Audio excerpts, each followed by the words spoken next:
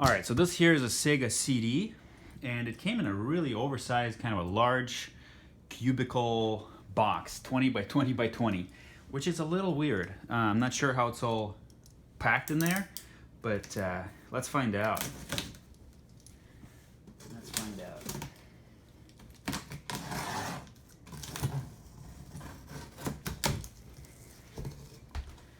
So the outer box actually did sustain some damage, some shipping damage. It's a little bit smashed up here, and actually this whole side is kind of smashed. So I don't know what to expect in terms of how it's all packed in there. Huh. Interesting. All right, let's just say this is interesting. It almost feels like the seller was like, OMG, this cost me so much to pack this. So I'm just gonna throw it in there, and I don't care. But it is kind of odd that this was just like tossed in there. Oh well. So the box itself, the console box itself is kind of just sort of tossed there in the packing peanuts. Normally I would expect a bit of a just... And one corner of it was right against the wall of the shipping box, which makes me wonder whether or not this rip here is something that happened just right now. Yeah, it does look fresh. It does look fresh. It easily could have happened just by being smashed against the box, you know, packed kind of in a stupid way.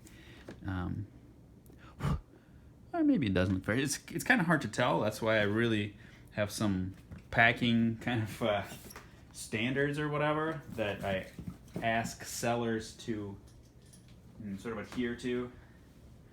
This was, gosh, bad, basically. Not as bad as it could have been, but not good either. All right, so that goes there. This goes here. Okay, so, you know, could have been worse, but probably could have been better as well. Right, this corner, quite suspect. Don't really want, like, well, nobody does. Nobody wants damage to their collectible console that they just bought, right? And the box, of course, is a big part of the value. So let's check out and see what's inside. Ooh, this is not something I expected. It says this product has been reconditioned to its original specification, which is a lie. You cannot recondition a product to its original specification. In the past, what I've seen with these reconditioned, this is definitely a surprise. I didn't expect that.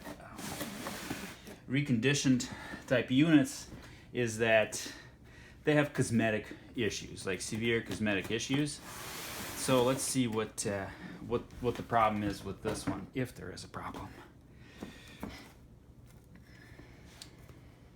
Let's see, we've got the Sega CD manual here. Let's see here, Sega CD. Oh yeah, it's the Sewer Shark. There's some metal parts and stuff and screws. They decided to bend the manual, which is not good.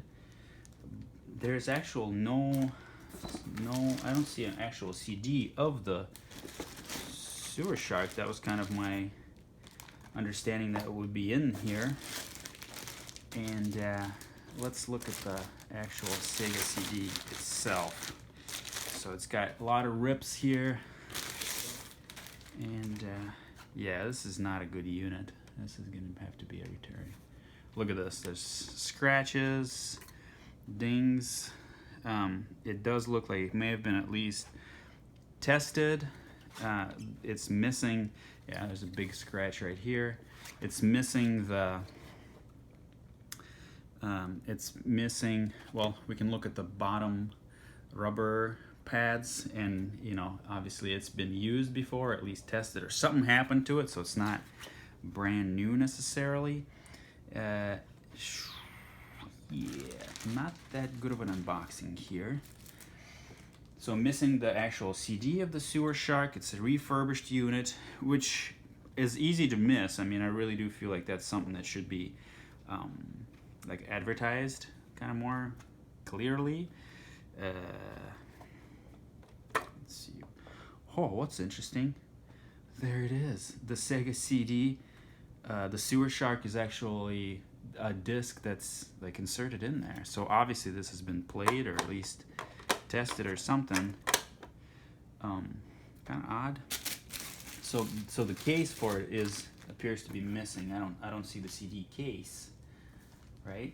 This is not how it was originally intended to, to be shipped and whatnot. But yeah, these scratches here are definitely a deal breaker. I feel like this whole unit has been, how would I say it, represented. So there's some things about it that are good, and there's a lot of things about it that are not as good as they would have been in a brand new unit. So this is a refurbished unit that was advertised as brand new, and potentially, like, if there wasn't any, there's a lot of micro scuffing and stuff like that in this area right here. Again, big cosmetic scratches. At this point, you might as well call it used. Again, there's issues on the bottom as well. For the cost, it wasn't outrageous, but I don't really, it was pricey actually. It was not cheap. I've bought units that were brand new for the exact same cost. So this is gonna have to be a kind of a return. Manual is bent. Why bend manual? I don't know. Missing the actual Sega CD or Sewer Shark itself. So it's got the manual, but it's missing the jewel case and everything. A lot of issues with this unit. It was packed slightly oddly, so there's probably a little bit of damage that happened because of that to the box. Again, not the biggest issue with this. So yeah, not the best unboxing here. Not the best. And this was definitely a surprise. I feel like, I didn't see this in the listing. I don't know why. I don't look for them. That's probably why. But again, this would not have been an issue if it wasn't for the actual cosmetic defects and a few other things that I've already mentioned that were the real problem with this. So yeah, this is gonna have to be a return, and I hope it's a process that doesn't take any more of my time and energy than it has to. So there we have it. Sort of a bad unboxing. It's one of the cases where the condition of the unit was a little bit misrepresented, or at least it wasn't advertised fully. Here's another little minor issue of somebody tried to remove a freaking sticker. Never remove stickers, old price stickers from collectibles. It doesn't benefit anyone in any way. So yeah, maybe somebody picked this up for $59.99 and some sale in the mid-90s. Nobody cares, but you basically because it was done incompetently, it actually damaged the box itself. Because there's good ways and bad ways to remove old stickers. The best way is just leave it alone. A good way is there's a process involving applying a little bit of heat to it very carefully and then trying to peel it off. But the best way is just to freaking leave it alone, especially that we have this sticker on here already for the refurbished warning. But none of that is the real issue. The real issue is the condition of the item inside. It's got big scratches on it.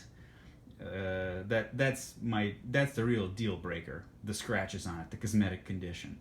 It was advertised as new, but it really isn't. Those scratches, the the assumption when somebody just advertises the box or whatever and says it's new, the assumption is there's no issues inside. If there are issues inside and this item has obviously been opened and inspected, we saw the disc was inserted. At that point, when as a seller you see that there are these issues, scratches, you would think the buyer might care. If they're buying a new item, they don't want scratches on it. So that's the real deal breaker. I don't need to keep this, not for the amount of money that it's cost me. So that's just bad.